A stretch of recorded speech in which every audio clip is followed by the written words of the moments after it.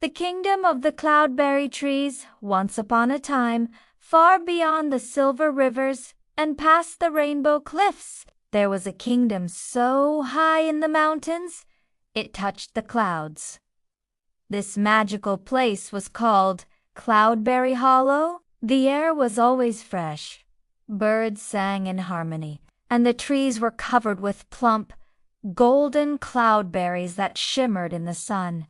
The kingdom was ruled by a wise and gentle queen named Cedar. She had silver hair like moonlight and eyes that sparkled with kindness. Everyone in Cloudberry Hollow loved her, especially the children, for Queen Seraphina always made time to hear their stories and play their games. In this peaceful kingdom lived a curious 9-year-old boy named Timo. Timo had wild brown hair, dirt-smudged cheeks, and a heart full of questions. He loved climbing trees, chasing dragonflies, and sneaking extra cloudberries when he thought no one was looking. But what Timo loved most of all was listening to the wind-wise trees. You see, the trees in Cloudberry Hollow could whisper secrets if you listened closely enough.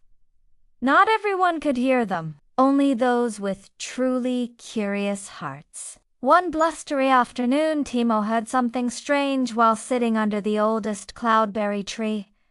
The mist is moving. The mountain stirs. Beware the shadow fox. ... Double quotes. Timo's eyes widened. Shadow fox. What's that? He whispered. The tree said no more. The wind hushed. That night, as stars twinkled like tiny lanterns, Timo couldn't sleep. He tossed and turned, thinking of the mysterious warning. The next morning, he ran straight to Queen Seraphina. Your Majesty, the trees are warning us. Something called the Shadow Fox is coming. Queen Seraphina looked thoughtful. The Shadow Fox, she repeated softly. That name hasn't been heard for 100 years. She took Timo to the castle library, a round room filled with books that reached the ceiling. Together, they found an old scroll. It told of a magical creature, the Shadow Fox, who once tried to steal the light from the kingdom and trap it in eternal fog. But why would it come back now? Asked Timo. Seraphina gently closed the scroll. Sometimes, when we forget old stories, their lessons return to remind us. Determined to help, Timo packed his explorer's satchel, a wooden compass, a slingshot, 2 cloudberry muffins, and his lucky feather. Then he set off toward the Whispering Hills, where the fog had started to thicken. As he climbed, the sky grew gray. Strange sounds echoed. And then he saw a flash of silver in the mist, the Shadow Fox.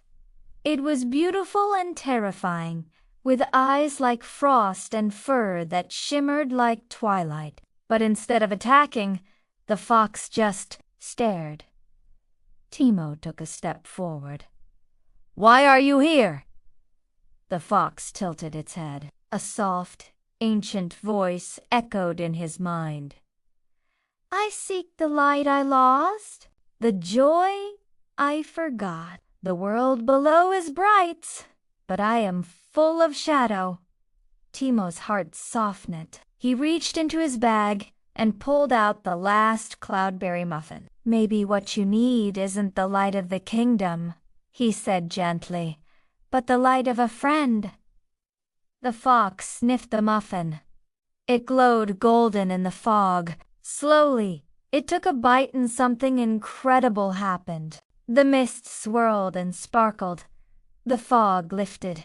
The Shadow Fox's dark fur turned silver blue like moonlight, and its eyes glowed with warmth. Thank you, young heart, the fox whispered. You reminded me what light truly is. Together, they returned to Cloudberry Hollow. The fox bounded through the village, laughter following in its steps. From that day on, the Shadow Fox became the guardian of the mist, protecting the kingdom from storm and shadow. And he was named Cloudberry Knight, protector of stories, listener of trees, and friend to all who wander.